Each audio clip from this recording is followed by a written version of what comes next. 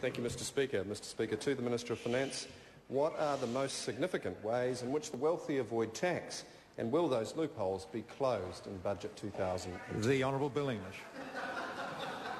Mr Speaker, the tax system has been allowed to fall into a state of disrepair. Some areas are under-taxed. There has been a proliferation of tax rates, incomplete measures of income, and this has meant that many hard-working salary earners such as doctors, scientists and engineers are paying a higher rate of tax than wealthy property speculators. We don't think that's fair, and tomorrow the budget will address those issues. The Honourable David Cunliffe.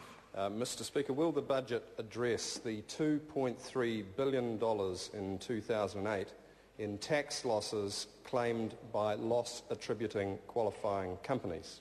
The Honourable Bill English.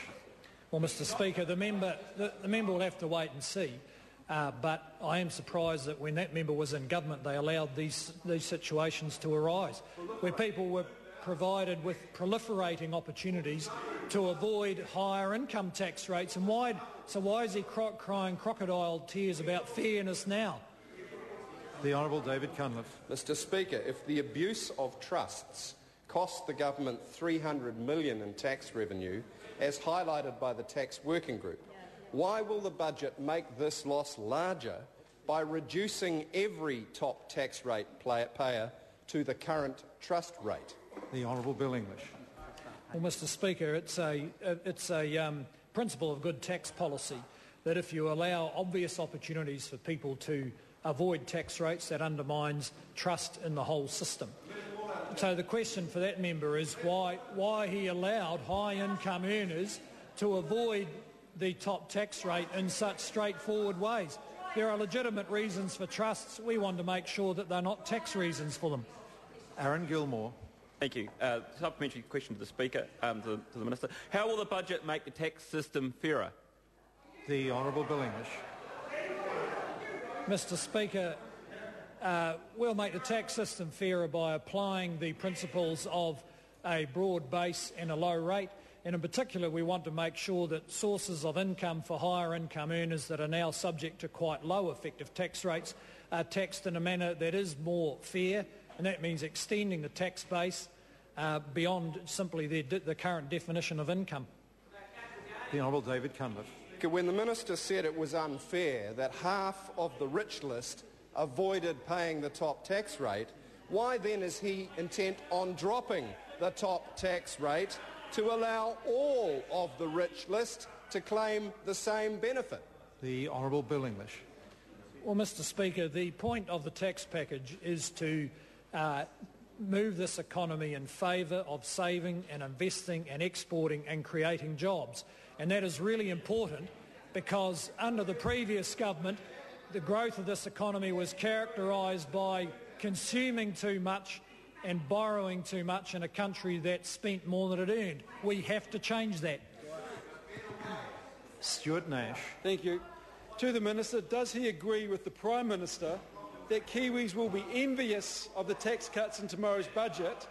And if so, why doesn't he deliver a budget that fairly distributes tax cuts to all? The Honourable Bill English. Well, Mr Speaker, the Prime Minister didn't say what the member says he said, but the budget is aimed to ensure that New Zealand is competitive with Australia, and we know that in a number of areas, whether it's, in fact, a number of the unions are making exactly this claim right now, that our doctors, teachers, engineers need to be paid more so that they'll stay in Australia. The member should talk to the CTU about it. Point of order. Order. A point of order has been called. Order. Stuart Nash. Mr Speaker, I don't think any of the unions are making the contention that tax cuts should only go to the wealthy. And the member can't make argument by way of point of order. You can raise. Now, Prime Minister, the Honourable Prime Minister must cease doing that.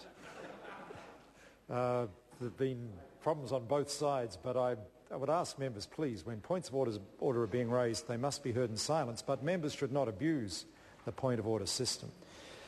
Question number 5, Michael Wood, point of order, the Honourable Trevor Mallard.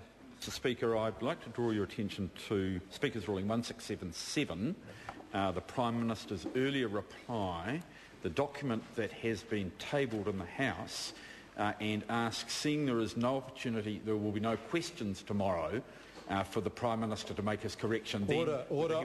The member will resume his seat. I have just made it clear that members cannot abuse the point of order system. It seems to me the member is seeking to relitigate the answer to a question.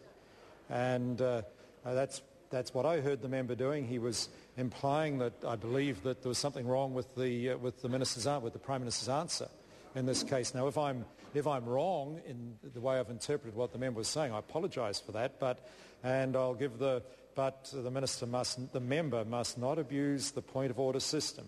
If it's a matter of order, I'll hear it. If it's relitigating an answer given by a minister or the Prime Minister, that's out of order.